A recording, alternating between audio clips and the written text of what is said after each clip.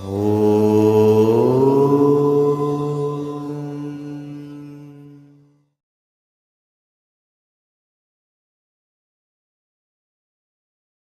છો મિત્રો? મજામાં? વામજા એજ્યુકેશનમાં આપ સૌનું હાર્દિક સ્વાગત છે. આજના વિડીયોમાં, આજના લેક્ચરમાં, આજના ટોપિકમાં આપણે નિબંધ લેખન જોવાના છીએ. આજના આપણા નિબંધનો ટોપિક છે મારા શૈશવના સ્મરણો.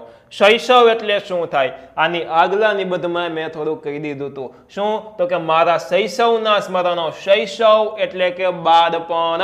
મારા બાળપણના, મારા નાનપણના સ્મરણો. અથવા તો આવો પણ કંઈક નિબંધ પૂછી શકે કે ફરી બનવા ચાહું હું પ્રભુ બાળ નાનો, એટલે કે ફરી પાછું નાનકડું બાળ બનવા માંગુ છું. મિત્રો, આ નિબંધ જોવાના છીએ. ચાલુ કરતા પહેલા જો તમે આ ચેનલને સબસ્ક્રાઇબ ન કરી હોય તો સબસ્ક્રાઇબ કરીને બેલ આઇકન દબાવો, વિડીયોને લાઇક કરો તથા તમારા મિત્રો, પરિવાર, દોસ્તો સાથે આ વિડીયોને જરૂરથી શેર કરો. ચાલો મિત્રો, આપણે આ વિડીયોની શરૂઆત કરીએ. સૌપ્રથમ નિબંધના મુદ્દા. ઓકે, પહેલો મુદ્દો પ્રાસ્તાવિક, છેલ્લો મુદ્દો ઉપસંહાર. બે શું કામ દર વખતે ભેગા બોલું? યાદ રહેવું જોઈએ પ્રાસ્તાવિક, ઉપસંહાર બંને મુદ્દા. બરાબર. વડીલોના વહાલનું પાત્ર પછી. બરાબર. નાના છોકરા હોય તો વડીલોનો વહાલ બહુ મળે. વડીલોના વહાલનું પાત્ર, શૈશવની નિર્દોષ, નિખાલસ અને સરળ સૃષ્ટિ. બરાબર. એમના પછી બાળ મંદિરમાં, એમના પછી સારા જીવનના સંસ્મરણો અને છેલ્લે ઉપસંહાર જોઈ અને આ નિબંધને પૂર્ણ કરીશું. હું પહેલા નિબંધમાં કંઈક એક પંક્તિ ઉમેરી દઉં એટલે શું થશે? આપણો નિબંધ ઉચ્ચ કોટીનો એટલે કે સારી ગુણવત્તાવાળો કેવા છે ચાલો જોઈ લઈ. તો કે જીવન ખોયું પરંતુ ક્યાં જીવન ખોયું નથી જાણ્યું.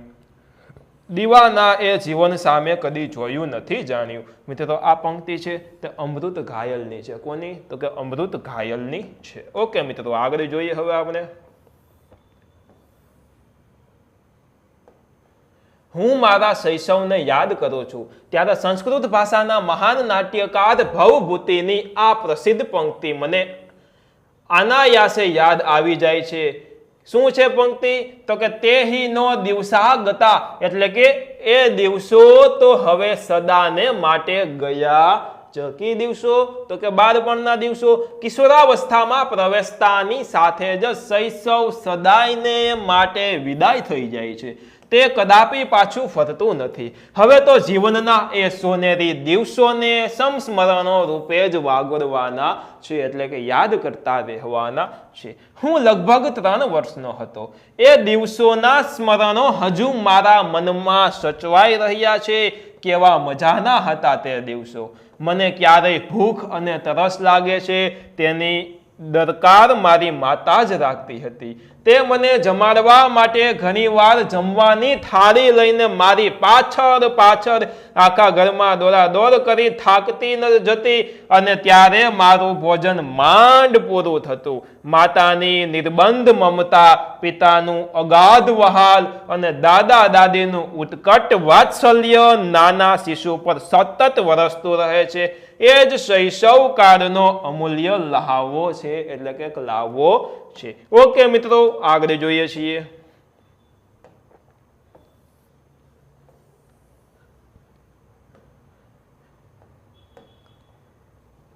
મારા એ દિવસો કેવા આનંદ ઉલ્લાસથી ભરેલા હતા. મારા એ દિવસો કેવા સરસ મજાના આનંદ ઉલ્લાસથી ભરેલા હતા. રોજ સવારે હું નિરાતે ઉઠતો. આખો દિવસ હું મારા બાળ ગોઠિયાઓ સાથે જાત જાતની રમતોમાં મશગુલ રહેતો. એમાંથી કોઈ પોતાનું રમકડું મને ન આપે તો એને મારતો અને તેનું રમકડું ઝૂંટવી લેતો. પરંતુ થોડી જ વારમાં જાણે કંઈ જ બન્યું ન હોય તેમ ફરી બધા મિત્રો એકબીજાની સાથે રમવા લાગતા. શૈશવની એ નિર્દોષ, નિખાલસ અને સરળ સૃષ્ટિમાં પાછા ફરવા હું અંતરના ઊંડાણથી ઝંખી રહ્યો છું. ફરી બનવા ચાહું હું પ્રભુ બાળ નાનું, પરંતુ કાળના ચક્રને કોણ ઉલટાવી શકે? કાળ એટલે કે સમય. આ સમયના ચક્રને મિત્રો કોણ ઉલટાવી શકે, કોણ પલટાવી શકે? આપણે નાના હતા, નાનપણમાં એકય જાતનું કાંઈ ટેન્શન નહીં, કાંઈ ઉપાધિ નહીં. આખો દી સવારથી સાંજ 2 જ કામ, એક તો ખાવું અને એક તો સૂવું, 2 જ કામ. બરાબર. એક કઈ જાતની ઉપાધિ નહીં. અત્યારે તમારે કેટલી ઉપાધિ? હમણાં એક્ઝામ આવશે, એક્ઝામનું વાંચવાનું, આ વિષય બાકી, આ વિષય, પેલો વિષય. પૂછડું ઢીકડું વગેરે કેટલી બધી ઉપાધિ મિત્રો, બરાબર. ચાલો હવે જોઈએ. સમયની સાથે સાથે હું પણ મોટો થતો. એક શુભ દિવસે મને બાળ મંદિરમાં દાખલ કરવામાં આવ્યો. એ દિવસે પહેલી વાર મારા ભારે વિરોધ અને રડારોડ સામે ઘરના કોઈ પણ સભ્યોએ નમતું જોખ્યું નહીં. પ્લે હાઉસમાં મોકલો હતો પહેલી વાર, હું રાડ ગમે એ થાય જાવું જ નથી. પરંતુ એ દિવસે મિત્રો કોઈ નમતું મારી સામે મૂક્યું નહીં, ફરજિયાત જવાનું જ છે. હું એક જ જગ્યાએ બેસી રહેવા ટેવાયેલો ન હતો, પરંતુ રોજ 4 કલાક સુધી બાળ મંદિરની દિવાલો વચ્ચે પુરાઈ રહેવાનું, બાળ મંદિર હોય તેમને દિવાલો વચ્ચે પુરાઈ રહેવાની મને ફરજ પડી. શિસ્ત પાલનની આ નવી જીવનચર્યામાં ગોઠવતા મને ઠીક વાર લાગતી હતી. શું કામ આવું થતું હતું મિત્રો? તો કે ઓનલાઈન પ્લે હાઉસ નતું ને, એટલે આજના જમાનામાં તો બધું ઓનલાઈન થઈ ગયું. પ્લે હાઉસ એ ઓનલાઈન છે. હવે જોઈએ, બાળ મંદિર પછી મારું શાળા જીવન અનેક સુખદ સંસ્મરણોથી ભરેલું છે. શાળામાં મને ઘણા સારા મિત્રો મળ્યા હતા. વર્ગમાં પ્રથમ આવવા બદલ લગભગ દર વર્ષે મને પ્રથમ ઇનામ મળતું હતું. રમત ગમતોની અનેક હરીફાઈઓમાં અને સાંસ્કૃતિક કાર્યક્રમોમાં મેં શાળા જીવનની શરૂઆતથી જ ભાગ લેવાનું શરૂ કર્યું હતું. એમાં મેં ઘણા ચંદ્રકો પણ મેળવ્યા હતા. મારી નમ્રતા અને તેજસ્વીતાને કારણે હું હંમેશા મારા આચાર્યશ્રીનો અને સર્વ શિક્ષકોનો સ્નેહ પામ્યો હતો. ઓકે, આગળ જોઈએ. મારું શૈશવ તો મને હવે પાછું મળવાનું નથી.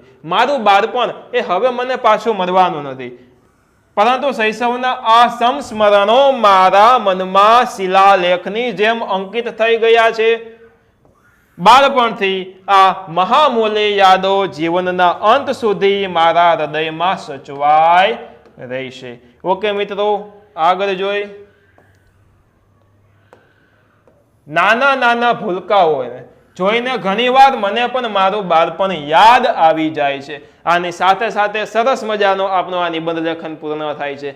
જો મિત્રો તમને આ વિડીયો ગમ્યો હોય તો વિડીયોને લાઇક કરો, ચેનલને સબસ્ક્રાઇબ ન કરી હોય તો સબસ્ક્રાઇબ કરીને બેલ આઇકન દબાવો, તથા આ વિડીયોને તમારા મિત્રો, પરિવાર, દોસ્તો સાથે જરૂરથી શેર કરો. અને હા મિત્રો, આ વિડીયોમાં હું તમને એક ટાસ્ક આપું છું કે તમારે બાળપણમાં તમારા કંઈક સંસ્મરણો હશે, એટલે કે તમને કંઈક યાદ હશે તમારું બાળપણની સારી વસ્તુ, તે તમારે મને કોમેન્ટ બોક્સમાં કોમેન્ટ કરીને જણાવવાની રહેશે. અને હા મિત્રો, આ ચેનલને તમારે બીજા 10 વ્યક્તિઓ સાથે સબસ્ક્રાઇબ કરાવવાની રહેશે, કારણ કે હું સરસ મજાનું હું તમને કોન્ટેન્ટ આપું છું, ખૂબ જ હું મહેનત કરું છું. તો તમારી પણ ફરજ બને કે તમે બીજા 10 લોકો સુધી આ ચેનલને પહોંચાડો. તો તમારે બીજા 10 લોકોને પણ આ ચેનલ જરૂરથી સબસ્ક્રાઇબ કરાવવાની છે.